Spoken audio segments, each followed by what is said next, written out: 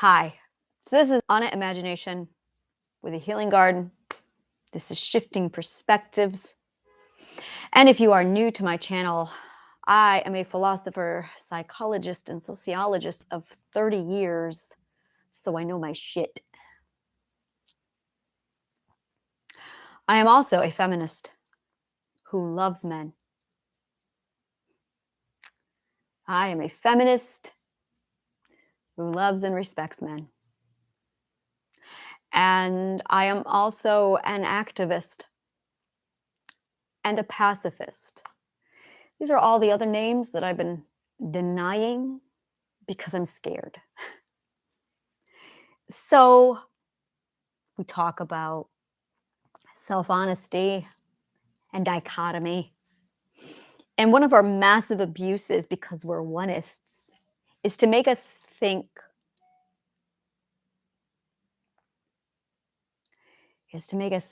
that we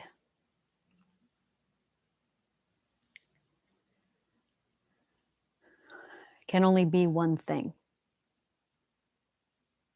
Our oneist brains make us constantly thinking that dichotomy can't exist, that we can't be more than one thing, that everything has to be black or white, that everything has to be extreme.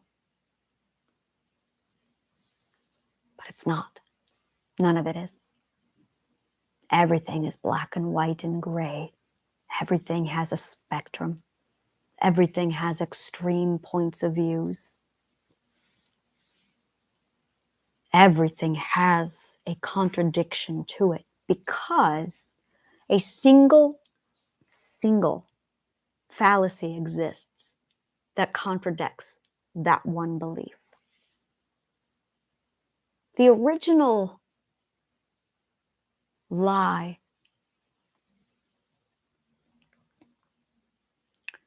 was that opposites couldn't exist. That's why they're called opposites.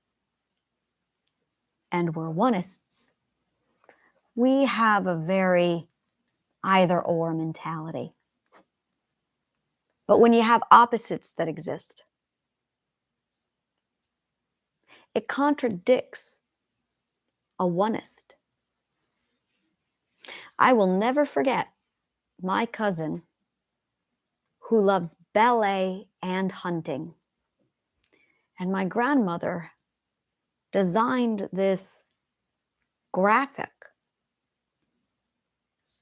of this girl wearing a tutu and ballet shoes while holding a gun. Dichotomy. I remember feeling the contradiction inside of my mind. I remember feeling the cognitive dissonance. And I remember going, how is that possible? And my grandmother was like, people can do two things.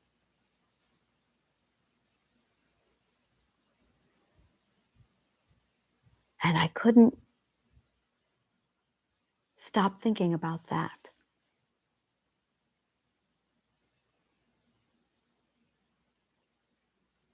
So I do a lot of self-denial because I don't want to be an anarchist. And I don't want to be a feminist. And I don't want to be an activist because I am a pacifist. What the fuck am I going to do?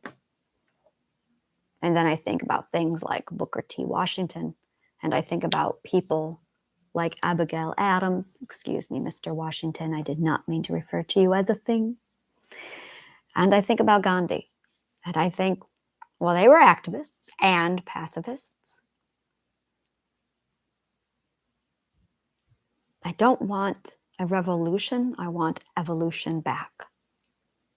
I want the freedom to change and grow. I don't want to be stuck at the fourth perspective forever.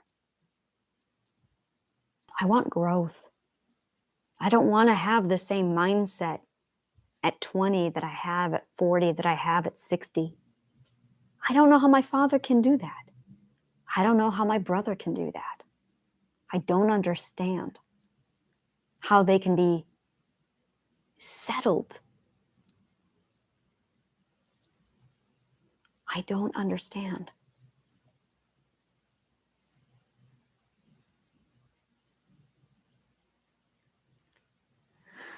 So today is I'm going to embrace all the sides of me day.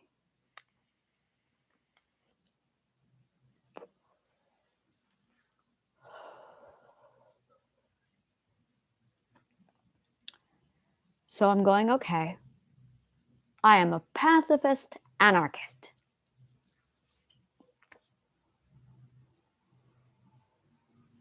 The reason why he pulled it off, the reason why any of them pull it off,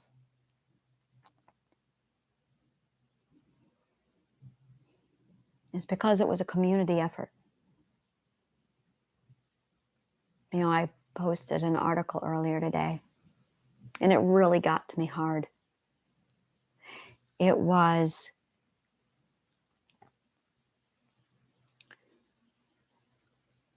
when you study sociology and psychology,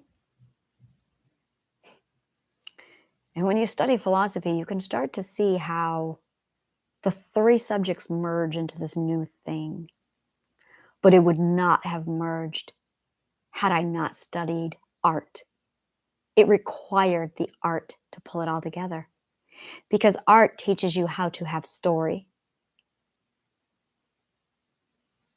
So it was the music theory, the geometry, the theater, the literature, the writing, and the drama, when merged with philosophy, sociology, and psychology, and the dance, and the painting, then I could see it.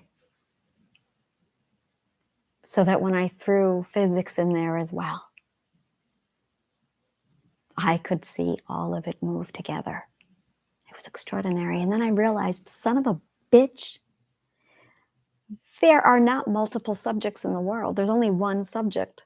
There's only one subject.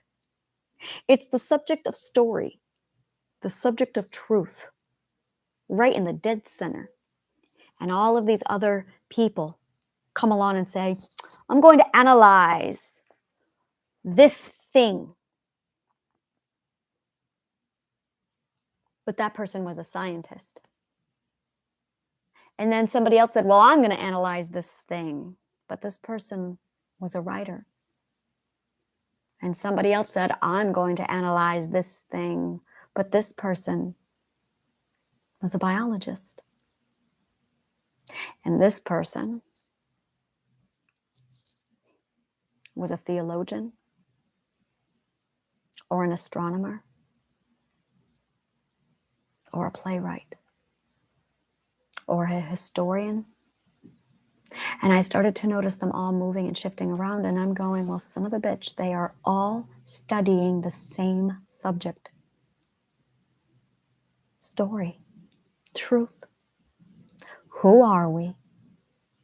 Where are we going? And why are we here? It's the oldest question in the book. The reason why they started asking this question is because they forgot the answer. Because they forgot that the subjects have to come together in one perspective. But some people can't study all the subjects in a lifetime. We are supposed to be working together to pool all of the subjects together in a discussion. I need a physicist and a neuroscientist, and I need a chemist, a biologist. Oh, who else could I use? I would like an anthropologist. An anthropologist? Who else could I use? And I just need everybody in one room together, analyzing truth, talking about philosophy, talking about what I've seen, and what I'm seeing everything come together, but I need the pieces filled in.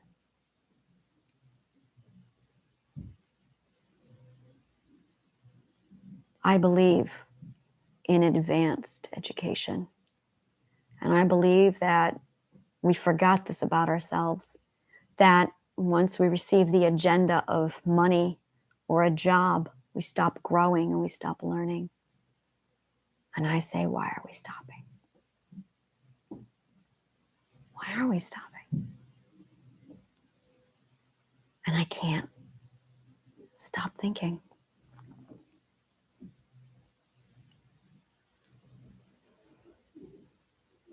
And I can see all the pieces of it. I can see triadic healing spanning out, and people just like that, fixing their brains, going, oh my God, oh my God. One of my case studies is doing that right now, where she's walking around going, oh my God, it's gone, it's gone. Mm-hmm. Yeah, I know, it's all gone. Just logical fallacy. And then I get out there and I say to the world, I've cured mental illness. It's caused by logical fallacy. And I got people with much less education than me going, you're full of shit. And I've got other people laughing at me. And I'm going, you know, if I heard somebody say that, I would pin them to the floor and be like, you tell me what you know. And that's the difference between educated and uneducated. An educated person will go, can I see it? To which I'll say, absolutely. Here's the logical argument. Here's the proof. But no one's asked. Which tells me the people in my circle aren't educated enough. There's the logic. I was looking for this. There it is. Because the very first clue that someone's educated is curiosity. Curiosity. And no one has it. Gotcha. No one has curiosity. Interesting. Because that's the very first thing I would be asking. How?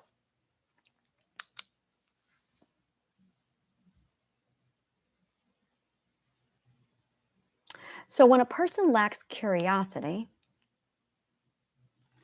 it's because they are only at the fourth or the fifth perspective. You're not onto the sixth perspective yet.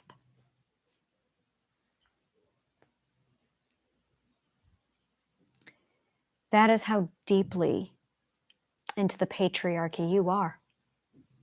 The system has you so brainwashed that no one's asking how.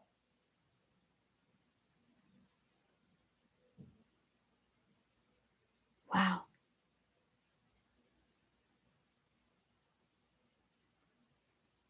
Curiosity is imagination. I realized today that I changed my graphics over to such a wonderful image that it will repel people who are fourth perspective or lower. That's really, really good for me. I don't want to exclude them, but there's problems. The way they are psychologically composed is like this.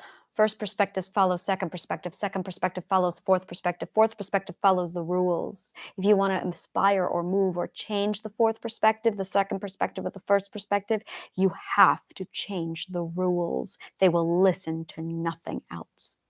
The first perspective only listens to the second perspective. The second perspective only listens to the fourth perspective, and the fourth perspective only listens to the rules. So until we change the rules, they're not budging. Not at all. So I'm wasting my breath if I talk to them directly, which is why I keep saying they're foundationals. I can't talk to them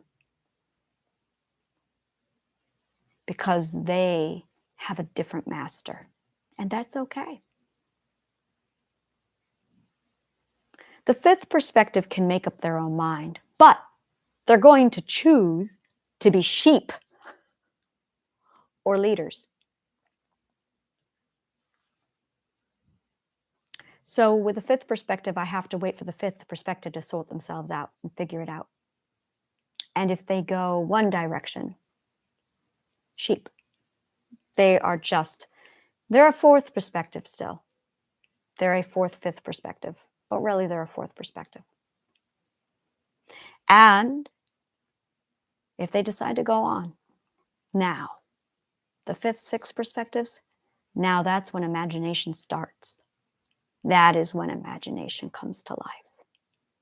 Those are the people who ask how, because they have curiosity still.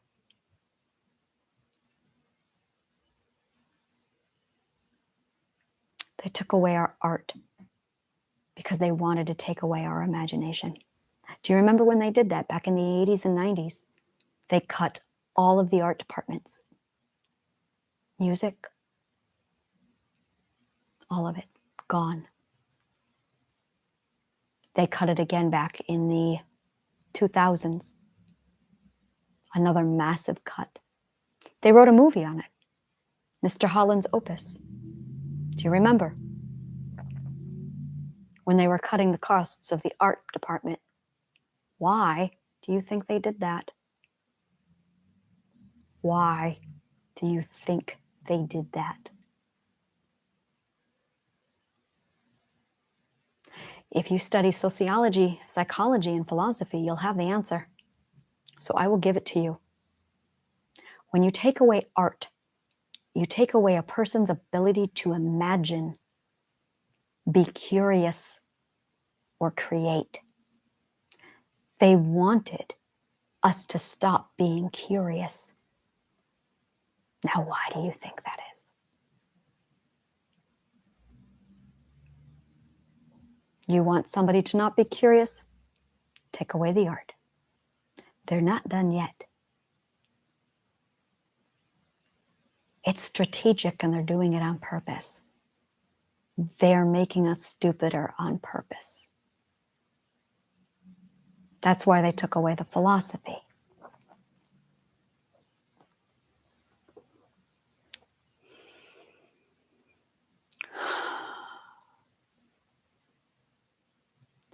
I can't be divided anymore. I've got to choose a side. It's not that I'm choosing a side. It's that I'm finally accepting all the parts of me. So I can't be a healer because I'm more than that. And I can't be a psychologist because that is not at all my agenda. I am a philosopher. It's going to take a philosopher to pull this off. Oh, and I am a sociologist. Oh, hell yes, I am. Sociology is fun. Psychology is just a really handy tool.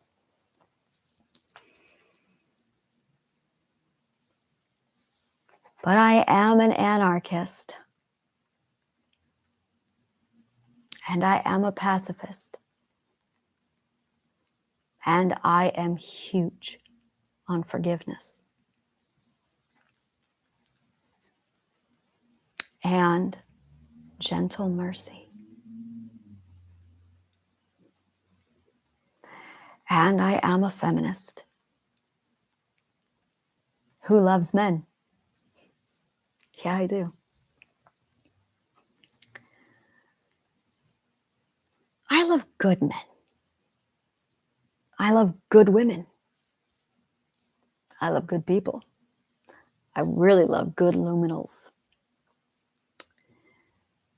And I am an activist. Oh, I'm also an actress. Oh, good God, yes. I am a storyteller. This is really hard for me, putting down all the things that I am on a paper, because my brain is doing this whole oneist, be a oneist. No, you can't. I'm also a musician.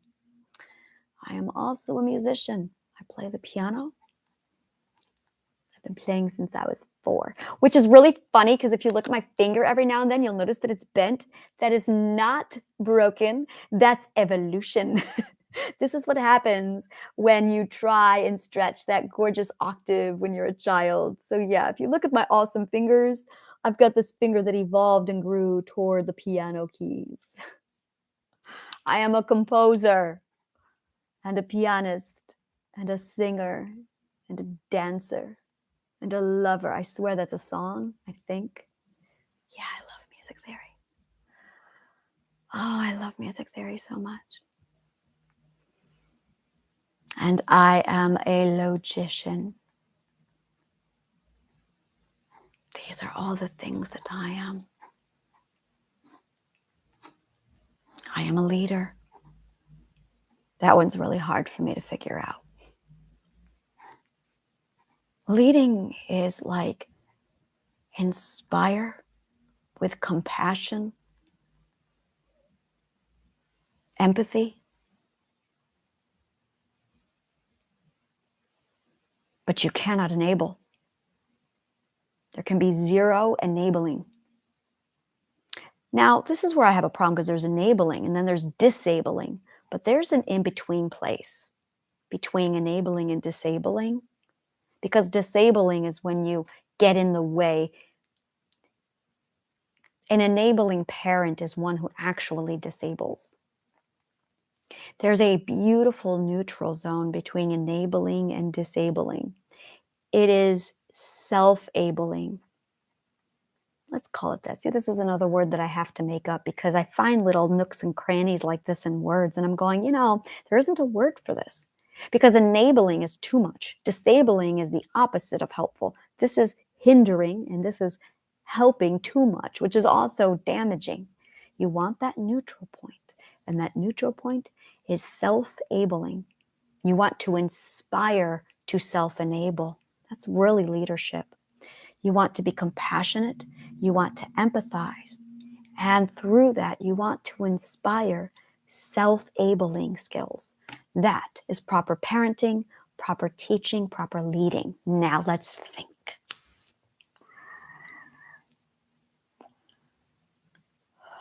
I'm a hippie who needs more weed. Hippie. That is also what I am. And I am new age. I am queer. And I very much feel gender fluid. I very much feel gender fluid.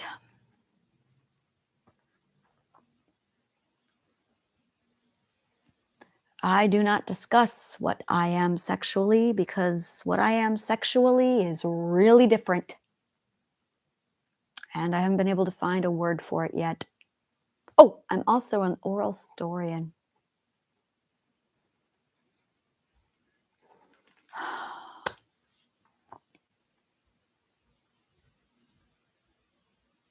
Anarchist, pacifist, feminist, oracle. I'm an oracle. Been an oracle all my life. Today, the first vision happened. I saw it a year out. And today I saw it happen and I went, well, there's the first one.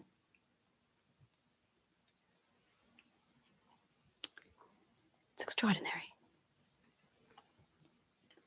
And the universe just says, Anna, chill.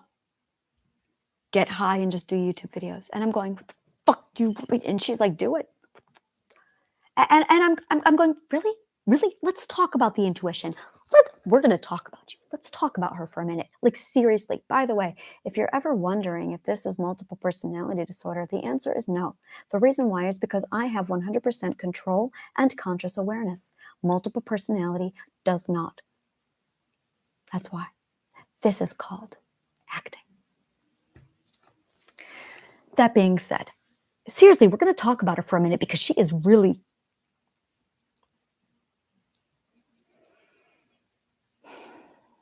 So I'll manifest.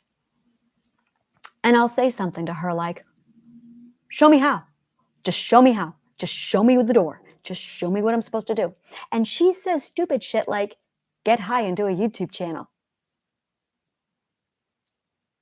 Now, I'm sitting here going, who is God? Where is God? What is God? Let's examine this, shall we? And I pull out my philosopher's cap and I throw it on my head and I say, God is the archetype, the unchanging, the definitive I, the center of author, life, and story. Now, with what I'm looking at, with what I'm feeling, that's me. But that's also you. And that's also her. And we are all 1 and 12 and all. So we're all God and we're all human and we are everyone, all at the same time. We are all inside of God and God is us and I am God, but so are you. I know it doesn't make sense, not yet, it will. But I see it. And I'm going, okay, according to the laws of energy and manifestation, you sit back and you ask the questions and you listen to what the universe says. And you know what my universe says? Get high and go to a YouTube podcast. And if I don't, she gets loud and angry and there's pain. And I'm going, really, really, this is the best you can come up with. So I do it. And then I come out with shit like this. And then I can see it even clearer now. Oh, this is the stepping stone. This is the part where I get high. I completely drop my guard and I show you all of me. I show you what I really am. That I am all of these things that I'm trying to wrap my head around because I'm a oneist. We all are. It's really hard for us to wrap our heads around the fact that we are multiple things. We keep going, no, we're one. No, we're one. There's one God. There's one religion. There's one truth. There's one perspective. We are obsessed with one because we're oneists. The problem is we created a prejudice. And that's the problem. We have to literally unlearn this. And I'm going, the psychology of it. I'm going, how the fuck do you undo a oneist? Where did this oneist thinking come from? Is this who we are? Is this our race? Or is this legitimate psychological trauma? Where did this oneist thing come from? Is this what happens when a god receives psychological mental disorders? The god has a oneist condition, so the god, or is it a race of people? These are the questions I am now asking. And I can't just pick up Google and go, hey, Google, tell me about a oneist, because it doesn't exist yet. I'm just looking at this shit. And I'm going, great. So then I got some ass in the middle of Nevada going, hey, here's my advice. Thank you. Thank you. I appreciate it. I appreciate it. They mean well. I know they do. I know they do. I know all the messages and all the advice I get from everybody is they mean well and they want to help.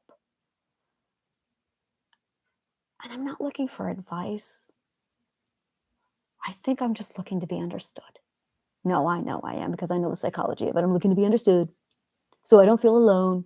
I'm looking to connect with people. So I'm just sharing my point of view so I'm not alone. Because no one can help me. No one certainly can do this for me. And it's lonely. So I tell you what's in my brain at the expense of insanity, proving logically what sanity really is. So therefore, in conclusion, I'm not insane because I'm consciously aware and I'm highly logical and I can prove it. So if that's all the case, I can be as me as I want. This is the absolute best thing about all of this. I cannot emphasize this enough. That when you reach this level of education, and you will, when you can start to see this, and you will, you too will realize this massive freedom of just, I can be as crazy as I want because everyone knows I'm sane. It's like we shrink ourselves with the intent of proving our sanity because we doubt it. Logical fallacy. Logical fallacy is it. Every mental illness is literally caused by just a logical fallacy. Study logic. Boom, boom, boom, boom, boom. It all falls into place. I remember I was so fucking desperate to get out of my head. I was so fucking desperate to be normal, to be okay.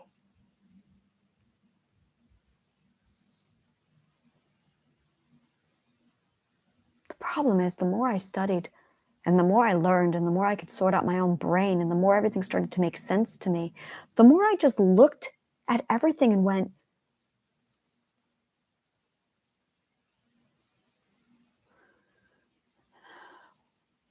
and to be the only one who sees it.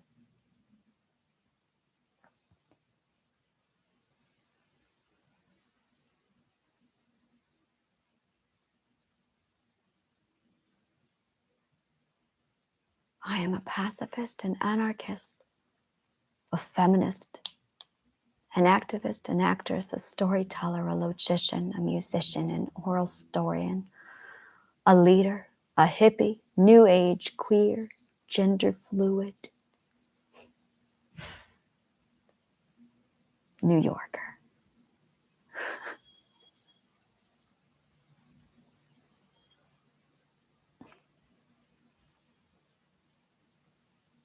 And I'm looking at it going,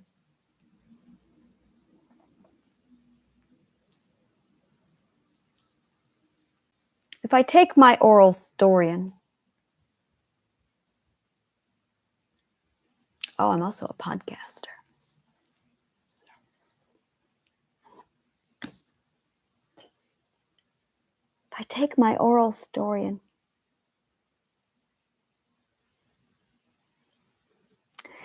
and I combine it with my agenda, I have many agendas. Trying to communicate all of my agendas has been really difficult. I'm going to try it now. So my first agenda is world peace. My second agenda is societal freedom. And my third agenda is to provide an alternative system for the people, designed for their healing, resourcefulness, and nourishment. I want a society that actually helps people grow. God, I want that so badly. And then I got people, other businesses knocking on my door going, do you need lead generation? And I'm going, can you lead generation a new society into anarchy? Can you do that? Can you do that? Can I use the system's marketing to recruit a revolution through peace and education? Can you do that? That's interesting.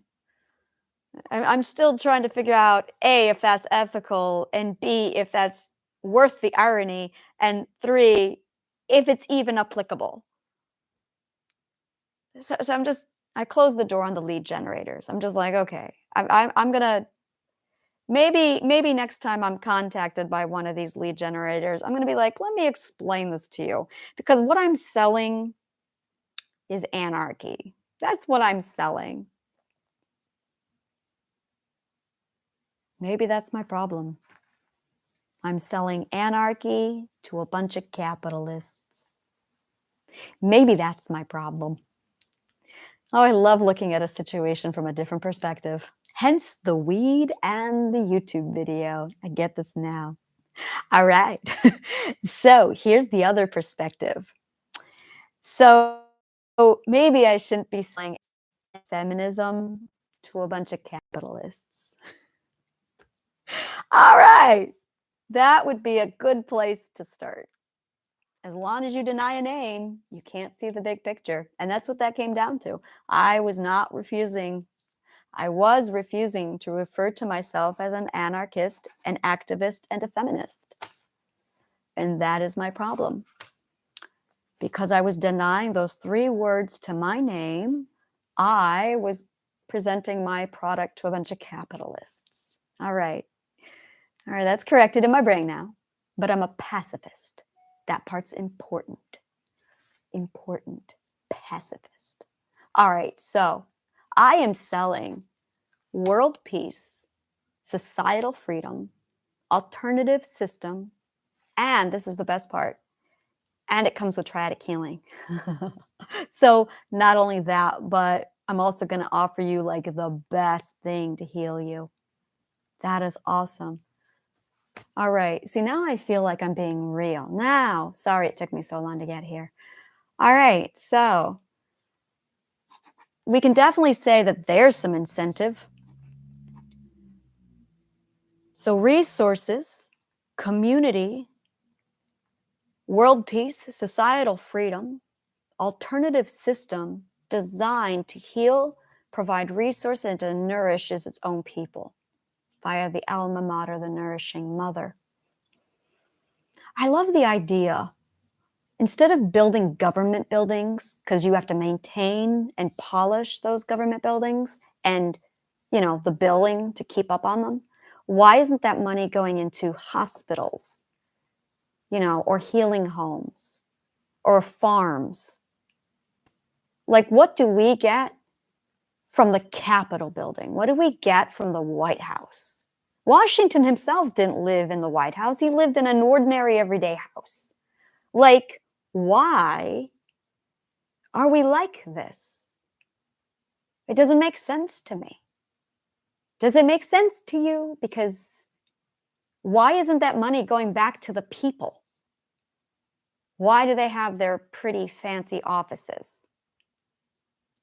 Like, stuff like that. So yeah, I don't believe in money going to fuel and take care of a government. I believe that 100% of that money needs to go back to the people because they're the ones who need it. And it's their money. It's their money, All right, so I'm liking this. So that's my alma mater, my ship of state. I believe for the pacifist part, we're looking at education. Education is always the answer. This is literally a world of education versus the non-educated. This is it. You know what? That's it. Atlas shrugged. Atlas shrugged. Okay, I can do this. Brave New World. Thank you, Mr. Huxley. Okay, now, education. Education. Forgiveness. And that is forward giving. Forgiveness. Healing, mental healing. That will take care of the grudges, the bitterness. Mental healing. Pacifist, education, and forgiveness.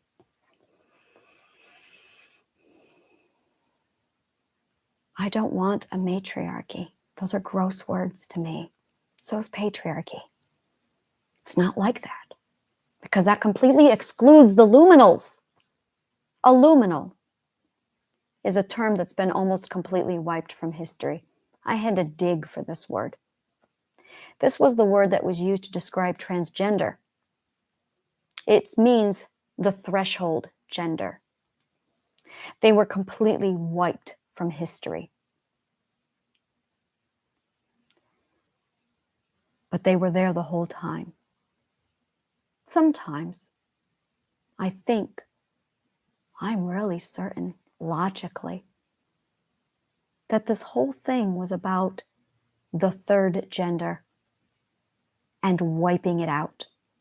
Sometimes I think that it was really Christ, Mary, and a third person. That's why there were 3 people on the cross. Sometimes I think that Christ was covering up to hide Mary and that Christ was a decoy. sometimes there's a lot of logic that just tells me that the Christian religion was used to hide transgender from our minds. And there's a lot of stuff I'm seeing going, there were 3 people in the garden. 3 people. One of them was made into a snake. Why do snakes talk? Why is that the only snake that talked? Why is that the only animal that talked? Interesting, isn't it? And that was a snake that was real hell-bent on having them remember. I think there's a lot in those stories that people have missed. I think this is all about wiping transgender from existence, and they failed to do so. Yeah, I'm totally an anarchist, a feminist, and an activist, and I really just need to own it. But I'm a pacifist. I don't want anyone hurt. I do not believe in violence. Well, because of the 3 stages of anger, and I'm well aware of this, and the first stage is anger and is violence and abuse. The next one is communication, and the third one is change. I'm up here, so I'm like, come on, guys, get up, get up, get up. You don't have to do war, because after war, then people actually talk about their problems, and after boundary setting and talking, you actually get to make the change required to make everybody happy. So please, go through the stages of anger and get yourselves up to change. That's the kind of pacifist I am. I'm going, yes, let's change. All I want to do is create this massive society that's awesome, that's my way. And if anyone argues, it's just a mindset. We're just a bunch of adults LARPing. And we do it. We LARP it. We're just make-believing. They can't punish us or yell at us for just making believe. And maybe between the triadic healing and the societal plan I have laid out and my approach, maybe we offer them an alternative or an invitation. Maybe we don't close the doors to everyone. We say, hey, you guys can come on in if you go through triadic healing, you take responsibility and you self-govern. And maybe our system works so much better than theirs that they'll want ours because ours is free. And maybe the government or other people will go, can we learn your system? And I will say yes. It doesn't have to be war. It doesn't have to be revolution. It just has to be an alternative. It just has to be an alternative. So this is how we're going to do it. We're going to pool our resources together as a community. We're going to start using and building community. And if you need healing, we have the healing garden. That's available. After you've healed, you have the option to stay, go, lounge, play, whatever you want. It's where the resources happen in the community. That's the fun part, because that is where we build networking, pooling our resources, and the ship of state with the alma mater. Oh, I'm going to start breaking all this down because this is the part that gets really awesome. I also want to do strategic landscaping where as a community we all grow different vegetables and then we just pool them all together and swap and trade so that everyone has a little bit of everything and it's free because it's trade. And I believe we can do that with literally everything from textiles. For instance, you have person over here who owns a sheep, person over here who can knit, person over there who can dye. So every one of them does their own thing and then they pool the resources. So boom, you can make textiles, you can make clothes. You're willing to do. And if you want to do something that you don't know, apprenticeship.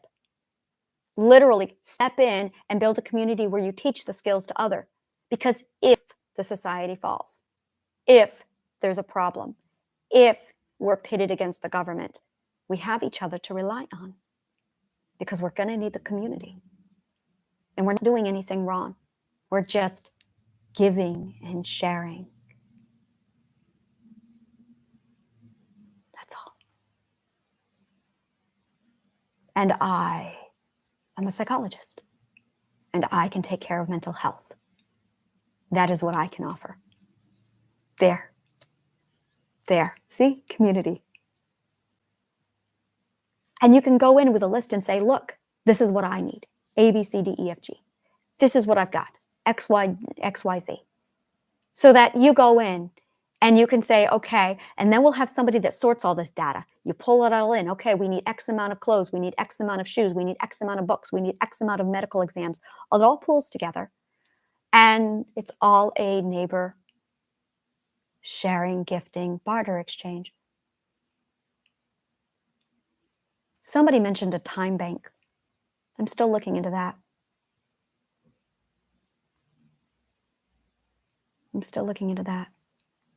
But I can see it so clearly. I can see exactly how it's going to be laid out.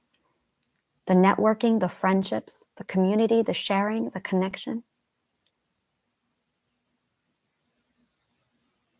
And then the round table. The round table is my favorite. This is where money does come into it. $15,000 as a member to be on the board. You sit around the round table. That gives you the ability to place a single vote, and it gives you the ability to propose a single topic. The topic is something like homelessness or hunger or healing homes to help and transition women, children out of abusive situations into a healing environment with mental health being provided to them. At the end of the year, we take the entire pool of money and it goes toward whatever we vote on to take care of, to resolve, to build. And then the next year we do it again. That's one of the things I see. I see us doing World Peace Manifestation Day, where we all just sit down and we meditate and we focus on world peace manifestation. And it starts here. Radical collaboration. And when you go through triadic healing, you go through the stages of growth so that you get the 6 ethics. So everybody who walks into this through triadic healing walks away with, they'll be educated, they'll be ethical, they'll know how to self-govern, they'll know how to be accountable. Violence and aggression end after the 5th perspective. This is the best part. This is the best part. We're doing this regardless. It's the stages of growth. We're doing this regardless. It doesn't really need a leader. It just needs organization. It doesn't need a leader because it's doing it. There are societal arcs that occur, and those 6 stages of growth that I keep talking about happen not just to an individual, but to an entire society and culture, the entire world over. It's extraordinary. We all do it as a people. The United States is 4th perspective. So this is my favorite part. The Roman period is the 2nd age perspective. The Dark Ages is the 3rd perspective. From the age of enlightenment all the way up to present day is the 4th perspective. We are entering the age of authenticity, the 5th perspective, when we all learn accountability. That's what the millennials are. Millennials are the very first generation to be born at 5th perspective. Gen X's were born at 5th perspective, 4th perspective, and they transitioned up to 5th perspective. But the baby boomers were born at 4th perspective. It's really cool when you study this stuff. Genghis Khan is from the 3rd perspective. Yeah, the Dark Ages is the 3rd perspective, Lord of the Flies era. But then you get into that 4th perspective and we're coming to the end. That's what's going on. We are at the end of the transition of perspectives. We are shifting from the 4th perspective to the 5th, but there's a thing that happens with the 5th perspective.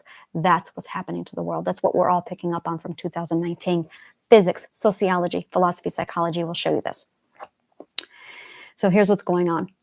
Basically, when we were all born with this, there's 2 types of people. The foundationals, perspectives 1 through 4, are all, they favor comfort. They don't favor growth, they favor comfort. But 5th perspective and higher values education and growth. So there's a divide because the group that's coming in now is very much education-based, growth-based. So the priorities are shifting. The priorities are shifting from being comfortable and safe to being educated and growing. And it's going to get bigger, it's going to get larger, it's going to become more passionate and fueled. And as the sixth perspectives, that's your millennials and your hippies now, and the conservatists, the Green Party, they are going to expand. We're going to see a massive rise. The fifth perspective is the entrepreneur. Those are the people who love that CEO, own your own business, small business owner, which is why we saw a massive boom of this a few years ago. Why people went from the 9-to-5 job to everyone's an entrepreneur. It's because the fifth perspective took over. It's really cool. This is human evolution. It's awesome. It's happening naturally. Now, as this happens, we get smarter. We emit more energy from our brains because our energies are this massive energy pool of just positive and negative energy. And when you reach the sixth perspective, your hippocampus gets larger. Trauma shrinks the hippocampus and education increases it. So when you reach the sixth perspective, your hippocampus gets large enough to pick up on the electromagnetic field. The energy from the electromagnetic field plugs into your enlarged hippocampus and you become a battery. You absolutely plug into the electromagnetic field, which is why sixth perspectives can feel Mercury, can feel it all. Now, the electromagnetic field does this. This is my favorite part. It literally rips apart all of the frequency that is not yours and throws it away. That's why it hurts so much. It's because you must align to the truth, to logic, to the frequency, to the electromagnetic field of the earth. And anything that is not aligned to your truth, any illogic will be ripped out of you. And that's painful. But if you're holding on to it, if you are resisting that pull from the universe, it's going to hurt. Which is why in manifestation we say, relax, let yourself flow into the vortex. The vortex is a stream that actually hooks up to the electromagnetic field. That's what's going on. And this happened because of the perspective shift when we all shifted from the fourth perspective over to the fifth perspective. Millennials grew up, and there was a surge of babies from the millennials who were all being born at fifth and sixth perspective. When the baby boomers pass on, there will be a massive shift because the baby boomers are fourth perspective. Gen X's are split between. They're either Gen X baby boomer or they are Gen X millennial. I'm a Gen X millennial. And the millennials are solid with that CEO mindset, that concept of self-government and the ability to, they're learning how to be accountable. That's the lesson of the fifth perspective, which is why millennials are renowned for not being accountable. They will. They'll catch up. When they get into the sixth perspective, they'll learn accountability. It's a stage of growth. They just haven't gotten there yet. Baby boomers never learned how to self-govern, which is why they cling to the government like they do, is because they have no idea how to govern without it. That is their law and their order and their mummy and daddy, because they don't know how to think on their own, because they never learned how to self-govern. Gen X has learned how to self-govern, kind of, or they didn't. They're the transition age. So they're going to either fall with one or the other. If they learn the morals, they're going to go over to millennials and favor growth and education, or they're going to value comfort. It's that comfort and growth that's the divide. Because of this energy shift, the planet, the electromagnetic field, all of it shifted. And we all felt it in 2019. It's going to happen again. And when it does, it's okay. It's just the perspective shifts shifting. But it's going to scare a lot of people. Now, here's the other problem. This planet has limited resources. Everyone knows it, which is why there's more wars going on now. It's what humans do. When there's limited resources, we go to war. Kind of stupid, isn't it? It's actually a survival skill of killing each other off so that there will be enough resources to cover the remaining population. Darwinism. That's really what it is. So they're inclined to fight because we have limited resources. That is what we're going to call a distraction. And there's another way. The other way is sharing, coming together as a community, and building an alternative. Because we're running out of resources and everyone knows it. There's more to the story. I already see it.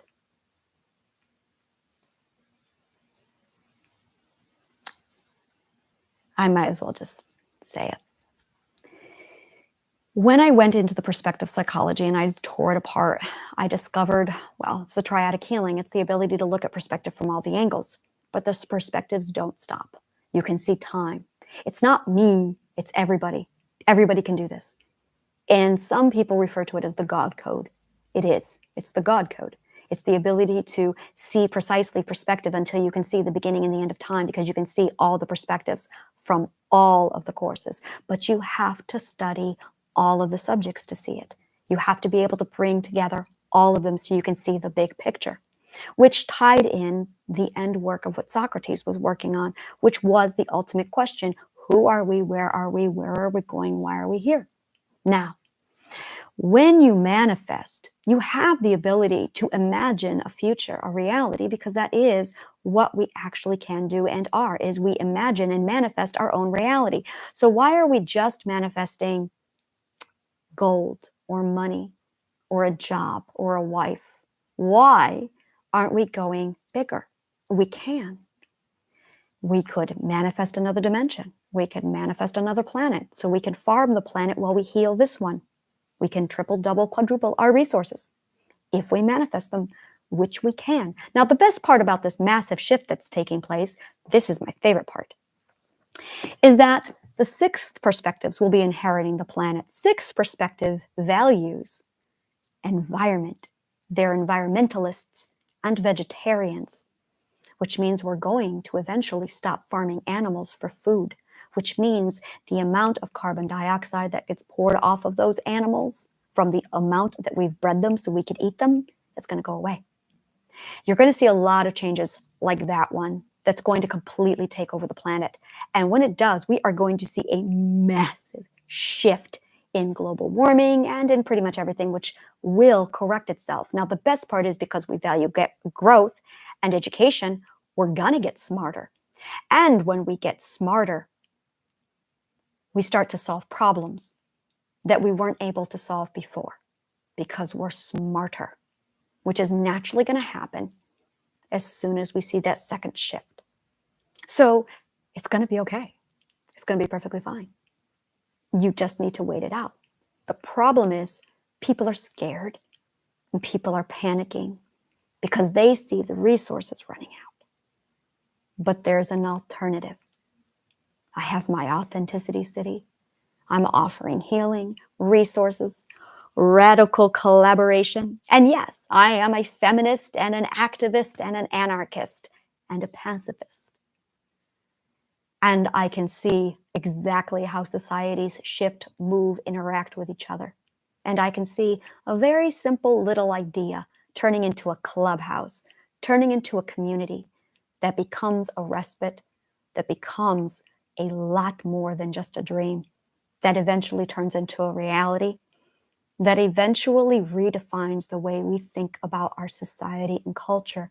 So when I say, let's manifest world peace, we're already doing it, and it's already on the way. We just need to be patient. If you want to learn more, if you want to jump in, if you want to be part of Authenticity City, grab the link below. Browse my directory. You get to see everything that I do, and everything that I offer. I'm basically organizing a whole lot of different little pockets for everybody. Magical adults. That's what I love to call us.